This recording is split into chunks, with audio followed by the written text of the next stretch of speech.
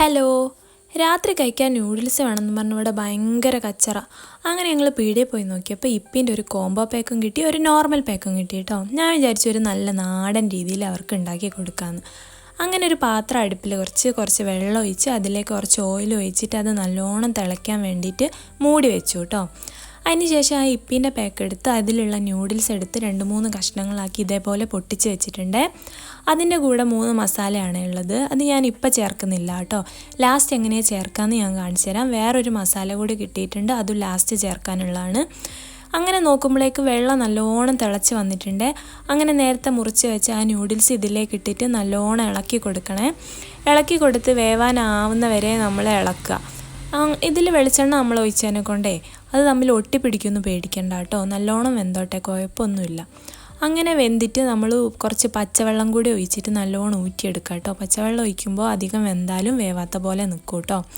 ശേഷം ഒരു പാൻ എടുത്തിട്ട് അതിലേക്ക് കുറച്ച് വെളിച്ചെണ്ണ ഒഴിച്ചിട്ട് 2-3 കറിവേപ്പില അങ്ങനെ പൊട്ടിക്കുക കേട്ടോ. എനിക്കില്ലേ എന്തുണ്ടാക്കുമ്പോഴും ഇതേപോലെ കറിവേപ്പില പൊട്ടിക്കാൻ ഭയങ്കര ഇഷ്ടമാണ് കേട്ടോ. നല്ലൊരു ഫ്ലേവറായി വെളിച്ചെണ്ണയിൽ കറിവേപ്പില പൊട്ടിയാൽ ഉണ്ടാകുന്നത്. അതുകൊണ്ടാണ് ഞാൻ നേരത്തെ പറഞ്ഞത് ഞാനൊരു നാടൻ സ്റ്റൈലിലാണ് അവർക്ക് ഈ നൂഡിൽസ് ഉണ്ടാക്കി കൊടുക്കുന്നതെന്ന്. അങ്ങനെ ഈ കറിവേപ്പില നല്ലോണം ആയതിന് ശേഷം അതിലേക്ക് നമ്മൾ നേരത്തെ വേവിച്ച് വെച്ച നൂഡിൽസ് ഇടുക.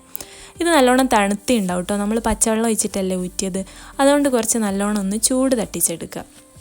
നല്ലോണം ചൂട് തട്ടിച്ചെടുത്തതിന് ശേഷം അതിലേക്ക് നമ്മൾ നേരത്തെ എടുത്ത് വെച്ച മസാലയല്ലേ അത് പൊട്ടിച്ചൊരു പാത്രത്തിലേക്ക് ഇട്ടിട്ട് ഇതിലേക്ക് ഇട്ടിട്ട് നല്ലോണം മിക്സ് ചെയ്യണേ. ഈ മിക്സിങ് നന്നായാലേ ഉള്ളൂ നമ്മളെ നൂഡിൽസിന് നല്ല ടേസ്റ്റ് ഉണ്ടാവുള്ളൂ കേട്ടോ. അതുകൊണ്ട് എല്ലാ ഭാഗത്തേക്കും ഈ മസാല എത്തുന്നവരെ നല്ലോണം മിക്സ് ചെയ്യുക.